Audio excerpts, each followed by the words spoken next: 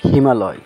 হিমালয় শব্দটি সংস্কৃত হিম অর্থ বরফ এবং আলয় যার অর্থ আবাস বা গৃহ থেকে এসেছে, যার অর্থ বরফের আবাস। এটি পৃথিবীর সর্বোচ্চ পর্বতমালা, যেখানে এভারেস্ট সহ অনেক উঁচু পর্বতশৃঙ্গ রয়েছে। হিমালয়ের উৎপত্তি। হিমালয় পর্বতমালা সৃষ্টি হয়েছিল প্রায় 7 কোটি বছর ভূতাত্ত্বিক এর বিশাল পরিবর্তনের ফলে। গোন্ডোয়ানা ও লরসিয়া মহাদেশ। প্রাচীনকালে ভারতে ছিল গোন্ডোয়ানা মহাদেশের অংশ। প্রায় 15 কোটি বছর আগে এটি আলাদা হয়ে উত্তর দিকে ধাবিত থাকে। ভারতীয় ও ইউরেশীয় টেকটনিক প্লেটের সংঘর্ষে প্রায় 5 কোটি বছর আগে ভারতীয় প্লেট ইউরেশীয় প্লেটের সাথে সংঘর্ষ লাগে এবং পর্বতের সৃষ্টি হয়। এই সংঘর্ষের ফলে ভূপৃষ্ঠের উপরে উঠে গিয়ে হিমালয় পর্বতের জন্ম হয়।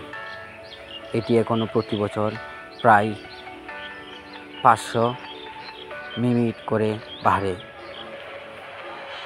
হিমালয় পর্বতমালা বিস্তার 2400 কিলোমিটার দীর্ঘ এবং এটি 5টি দেশে বিস্তৃত, যথা ভারত, নেপাল, ভুটান, চীনের তিব্বতে এবং পাকিস্তান।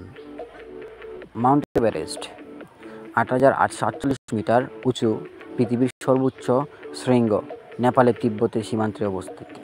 কাঞ্চনজঙ্ঘা ভারত নেপাল সীমান্তে অবস্থিত। হিমালয় ধর্মীয় ও সংস্কৃতির গুরুত্ব। হিন্দু, বৌদ্ধ ও জৈন ধর্মের হিমালয়কে পবিত্র স্থান হিসেবে গণ্য করা হয়। হিন্দু ধর্মের বিশ্বাস করা হয় যে তাদের শিব হিমালয়ে কৈলাস পর্বতে বসবাস করেন। বহু সাধু সন্ন্যাসী হিমালয়ে গুহা ও কুঞ্জে সাধনায় লিপ্ত থাকে। হিমালয় শুধু একটি পর্বতমালা নয়, এটি ভূতাত্ত্বিক বিস্ময়, এটি ধর্মীয় তীর্থভূমি এবং একটি জীববৈচিত্র্যের সমৃদ্ধ অঞ্চল। এর ইতিহাস প্রমাণ করে পৃথিবীর পরবর্তীতে এক জ্যান্ত দলিল। হিমালয় সম্পর্কে জানতে আমাদের চ্যানেলের পাশে থাকুন, সাবস্ক্রাইব করে লাইক দিয়ে।